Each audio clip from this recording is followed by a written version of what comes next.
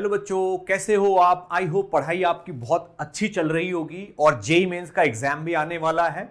10-12 दिन बचे हुए हैं, इनफैक्ट इतने भी नहीं बचे हुए अगर हम चाहें तो, बट कुछ बच्चों का हो सकता है 24 के बजाय 25-26 में हो, तो उनको 10-12 डेज मिल रहे हैं।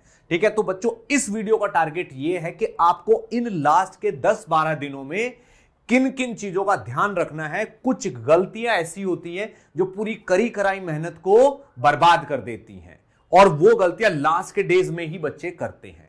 यानी कि जितनी आपने मेहनत की है वो आपकी पूरी अच्छे से काम आए, आप उसका यूज कर पाओ, इसके लिए बहुत जरूरी है कुछ चीजों पे ध्यान देना। ठीक है ना, इसलिए be careful in last 10 days. ये जनवरी अटेम्प्ट की ही बात कर रहा हूं मैं यहां पे। ठीक है बच्चों, किसी नेक्स्ट वाले की नहीं, इसी की बात कर रहा हूं। तो इसमें क्या होना है बेटा, ठीक है ना, कोई भी चैप्टर, कोई भी टॉपिक अगर आपने किया है या पूरा सिलेबस किया है, फिजिक्स केमिस्ट्री मैथ किसका भी, सब सारी मेहनत करने के बाद आपको 3 चीजें श्योर करनी है।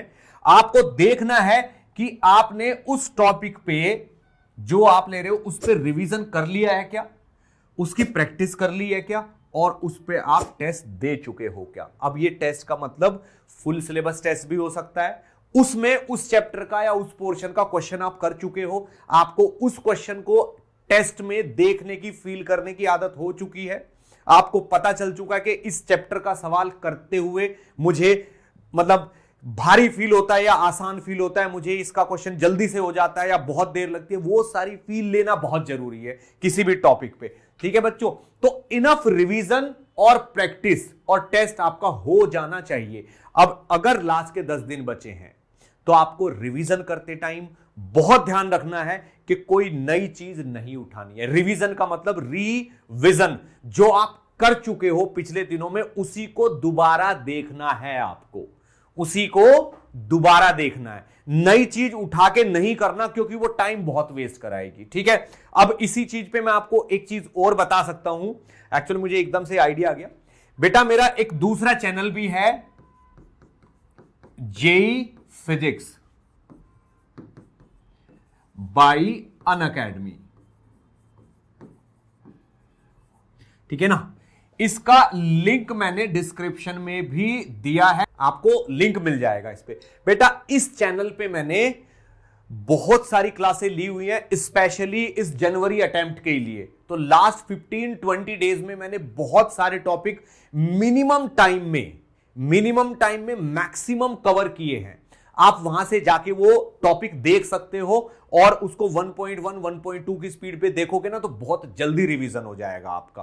ठीक है ना, तो रिवीजन से मुझे वो भी याद, उस पे मैंने मोस्ट वांटेड सीरीज ली हुई है, उसमें आपको जो चैप्टर के मेन सवाल हैं, जिन पे मेंस में सवाल आ सकते हैं, वो सारे मिल जाएंगे। ठीक है, तो बच्चों उस चैनल के जरिए आपका बहुत अच्छे से रिवीजन हो जाएगा, और वो एकदम लेटेस्ट है, वो पुराने भी नहीं है, कुछ दिनों पहले ही मैंने वो चैनल स्टार्ट किया है।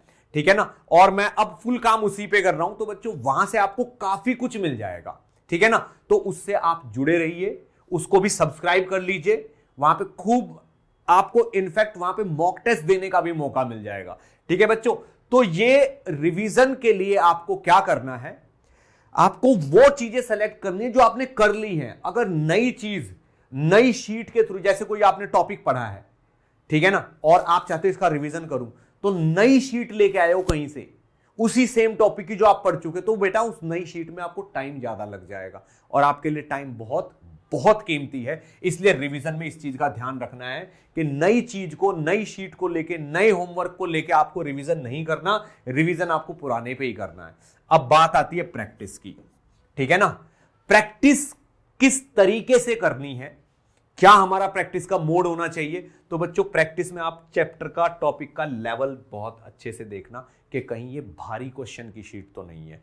लास्ट में बच्चे लास्ट के 10 डेज में कैच हो जाते हैं। बहुत सारे इंस्टीट्यूट इस चीज की ट्राई करते हैं कि हम अपनी रिपुटेशन बढ़ा लें, हम एक इंस्टीट्यूट है, हम मार्केट में ये फैला दें कि हम बहुत हाई थिंकिंग वाले इंस्टीट्यूट हैं, हम बहुत बड़े टीचर, तो वो थोड़े भारी भारी क्वेश्चन की शीट उठा के लास्ट में फ्लोट कर देते हैं और बच्चों को बोलते हैं कि बेटा ये करनी ही है, ये करे बगैर तुम्हारा ये नहीं होगा, वो नहीं होगा।